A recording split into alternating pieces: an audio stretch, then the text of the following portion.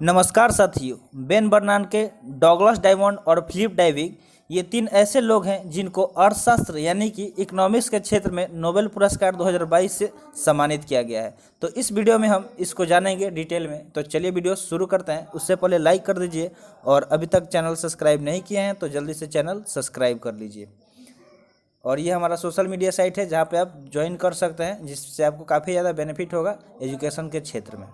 तो देखिए, सबसे पहला पॉइंट है, इस साल अर्थशास्त्र का नोबेल पुरस्कार बेन बर्नानके, डॉगलस डायमंड और फिलिप डाइविग को दिया गया है। तो ये तीन नाम ऐसे हैं जिनको क्या किया गया है, यानी कि इकोनॉमिक्स के क्षेत्र में नोबेल प्राइज से सम्मानित किया गया है। तो सबसे ज़्यादा जरूरी क्या है, इनका नाम याद रखना। तो आप नाम याद रखेंगे क्योंकि करंट अफेयर्स में डायरेक्ट क्वेश्चन बन जाता है।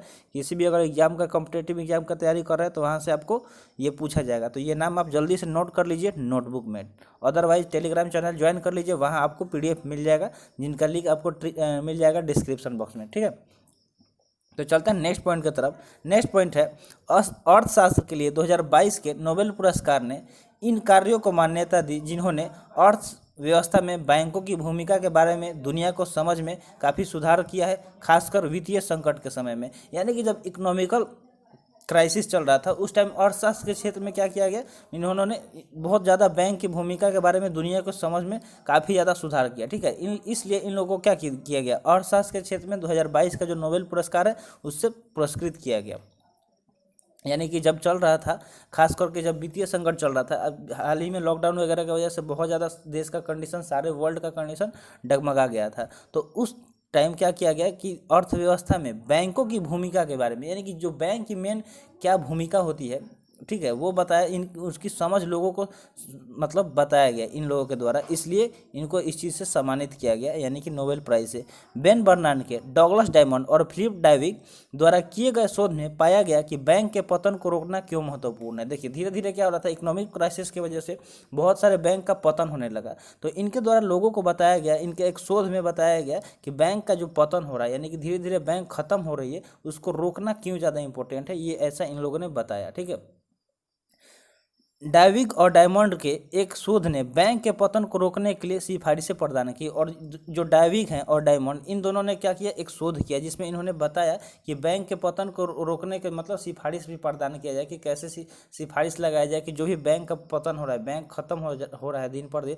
आप देख रहे होंगे कि इंडिया में भी बहुत सारा बैंक एक साथ दूसरे के साथ मर्ज हो गया। तो इसको रोकने के लिए क्या किया गया, सिफारिश प्रदान किया गया।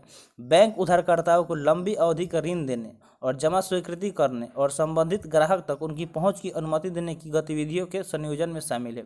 यानी कि देखिए, जो बैंक क्या करती है, लोन देती है। ज़्यादातर बैंक को बेनिफिट किससे होती है, लोन की वजह से। तो बहुत बार ऐसा होता है कि लोन टाइम, जो गरीब लोग होते हैं टाइम पे लोन नहीं चुकाते हैं, या ऐसा भी होता है जो ज़्यादा अमीर होते हैं वो जैसे तैसे लोन लेके फिर दूसरी जगह भाग जाते हैं। तो इससे क्या होता है, वो बैंकक्रप्ट हो जाता है और उससे बैंक को ज़्यादा दिक्कतें होने लगती है। ठीक है, तो इन गतिविधियों का संयोजन बैंक को उनके आसन पतन की अफवाहों में प्रति संवेदनशील बना रहा है, जिससे बचत खातों में तेजी से निकासी हो रही है और बैंकों का अंतिम रूप से पतन हो रहा है। यानी कि देखिए, इस तरह से क्या हो रहा है कि जो मतलब बचत खाते में तेजी से निकासी हो रहा है, लोग जल्दी से अपना जो भी बचत अकाउंट में, जो सेविंग अकाउंट होता है, उसमें लोग क्या करते हैं, अपने फ्यूचर के लिए पैसे जुगा कर रखते हैं। लेकिन कुछ ऐसा होगा, जो मतलब इकोनॉमिक क्राइसिस आया तो उस टाइम मतलब आने लगा, तो लोग क्या किए, जो भी सेविंग्स था वो लोग निकालने लगे और धीरे धीरे क्या हुआ, बैंक के पास जो जमा पैसा था वो खत्म होने लगा। तो इससे क्या हुआ कि बैंकों का अंतिम रूप से पतन हो रहा है। ठीक है, इस तरह क्या हो रहा है, बैंक का पतन हो रहा है। डाइविग और डायमंड ने सिफारिश की कि वह इससे खराब स्थिति को रोका जा सकता है यदि सरकार जमा बीमा प्रदान करती है। तो यानी कि जो भी जमा है राशि है, जो भी जमा बीमा है, अगर वो सरकार प्रदान करेगी तो उससे क्या हो सकता है कि इन लोगों ने सिफारिश की कि जो भी खराब स्थिति चल रहा है उसको रोकने में काफ़ी ज़्यादा हेल्प होगी। किसके द्वारा, तो अगर सरकार जो बीमा है उसको प्रदान करती है। तो डायमंड के शोध से पता चला कि बैंक कैसे कर्जदारों को ऋण योग्यता का आकलन कर सकते हैं और यह सुनिश्चित कर सकते हैं कि ऋण का उपयोग योग्य निवेश के लिए किया जा सकता है। यानी कि जो डायमंड है, उन्होंने, डायमंड जिनका नाम है, ठीक है, जिनको दिया गया है, तीन लोग हैं तो उनमें से एक का नाम डायमंड है। तो उनके एक शोध में ये पता चला कि बैंक लोगों को कैसे कर्ज, मतलब जो कर्जदार जो हैं, जो भी ऋणी हैं, जो ऋण लेते हैं यानी कि लोन लेते हैं, तो उन जो ऋण योग्यता का आकलन कैसे कर सकते हैं। ठीक है, कैसे उनका मतलब कि वो उसके लिए एलिजिबल है या नहीं, वो कैसे पता कर सकते हैं। ठीक है, और सुनिश्चित कर सकते हैं कि उनका मतलब कि जो ऋण उनका दिया जाएगा उसका उपयोग मतलब योग्य निवेश के लिए किया जाता है, यानी कि सही से किया जा रहा है या नहीं। ठीक है, और जो बेन बर्नानके हैं, उन्होंने क्या किया, 1930 के दशक में हुई महामंदी का जो विश्लेषण किया, यानी कि जो 1930 के दशक में एक बार जो महामंदी हुआ था, ठीक है, जो इकोनॉमिक क्राइसिस हुई थी, उस टाइम का वो विश्लेषण किए, उसको विस्तार में देखे, उसको परखे, रिसर्च किए। तो उनके शोध से पता चला कि कैसे बैंकों ने महामंदी को बढ़ाने और लंबे समय तक चलने में एक प्रमुख भूमिका निभाई। यानी कि जो महामंदी हुई थी उसको काफ़ी दिन तक, मतलब बैंक की वजह से ही वो बढ़ गया था और ज़्यादा, ठीक है। और उसमें ज़्यादा किसका भूमिका था, तो प्रमुख मानिए कि यानी कि मेन भूमिका देखे तो मेजर प्रॉब्लम किसके तरफ से थी, बैंक की तरफ से ही थी। ऐसा इन्होंने अपने रिपोर्ट में बताया जब वो विश्लेषण किए थे। तो डाइविग और डायमंड ने सिफारिश की कि इससे सबसे खराब स्थिति को रोका जा सकता है। देखिए, तो ये चीज़ हम बता दिए हैं कि जो डाइविग है वो क्या, कैसे रोकना है इसको। तो ये पॉइंट कवर हो गया है।